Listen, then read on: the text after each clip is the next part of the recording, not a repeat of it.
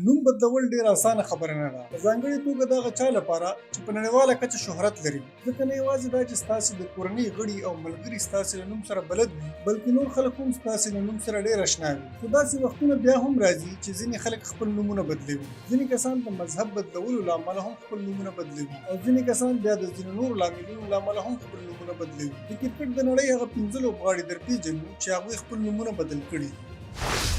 په 2005 کال کې د پاکستان کرکټ لوبډلې توپوهونکی یوسف یوحنا له سویډ څخه اسلام ته واوښت. نوموړی چې په لاهور کې زیږېدلی دی، یوازینی عیسايي لوبغاړی چې په پاکستاني لوبډله کې لوبېده. د یوسف یوحنا اسلام قبلولو نه وروسته هغه خپل نوم محمد یوسف کېښود. همداراز د هغه مېرمن فاطمه هم مسلمانه شوه او د خپل نوم سره یوسف ور زیات کړ. محمد یوسف هغه مهال اسلام قبول کړ کله چې د تبلیغیانو سره پرله پسې ناستې ترسره کړې. په هغه مهال د پاکستان ورځپاڼو په خپلو راپورونو کې دا هم ویلي وو چې د محمد یوسف مور او پلار د هغه په دغه پرېکړه خوښ نه وو، او هغوی ویل چې د مسلمانېدو نه وروسته د دوی زوی د دوی نوم نه کاروي.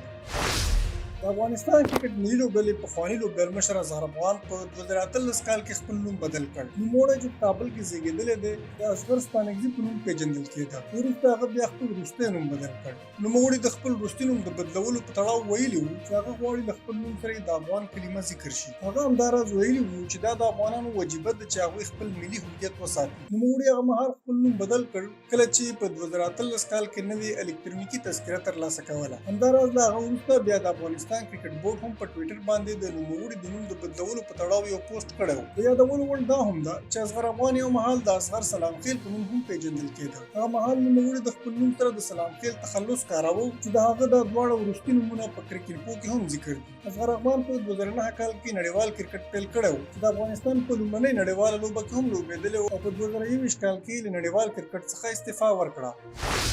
دل کتنې دلشان په 1999 کې پریکړه وکړه چې له اسلام څخه د بودیزم مذهب ته واوړي. نوموړی چې په 1976 کې په یوه مسلمانه کورنۍ کې زیږېدلی و، د هغه نوم تووان محمد دلشان و. د هغه پلار د یوې ملایي مسلمان ګروپ سره اړیکې درلودې. کله چې د نوموړي مور او پلار ترمنځ بیلتون راغی، نو هغه خپل دین بدل او د خپلې مور دین بودیزم ته واوښت. همداراز نوموړي د بودیزم دین قبلولو سره سم خپل نوم هم تل کرتنې مودیانسلیک دلشان ته واړولو. تل کرتنې دلشان په 1999 کې د سریلانکا لپاره خپل لومړۍ لوبه ترسره کړه، او په خپل 19 کلن کرکټ کې سریلانکا ته ډېرې بریاوې ور په برخه کړې. نوموړي خپله وروستۍ لوبه د اسټرالیا په وړاندې د 2014 کال په سپتمبر کې ترسره کړه. منصور علي خان پټودي د خپل پلار افتخار علي خان پټودي نه وروسته د بوپال نواب. هغه همداراز د نواب پټودي په نوم هم مشهور و. کله چې نوموړی 19 کلن و، پلار یې په حق ورسېده. له هغه وروسته چې کله نوموړي په 1961 کې خپله لومړۍ ټېسټ لوبه د هند لپاره ترسره کړه، نو بیا هغه د هندۍ لوبډلې تر ټولو کم عمره لوبډل مشر هم وټاکل شو چې هغه وخت یې عمر 21 کاله و. په 1901 کې د هند حکومت شاهي لقبونه تسلیم کړل، نو له هغه وروسته نوموړي خپل نوم د نواب پټودي جونیئر څخه بدل کړ. نوموړی د هندۍ لوبډلې یو مخکښ توپوهونکی و چې په 40 ټېسټ سیالیو کې د 34.9 په اوسط 2293 منډې کړې وي، او همداراز 19 نیمه سلیزې هم وهلې وي. د هغه تر ټولو زیاتې منډې 203 ناسوځېدلې منډې وې چې د انګلستان په وړاندې یې کړې وي.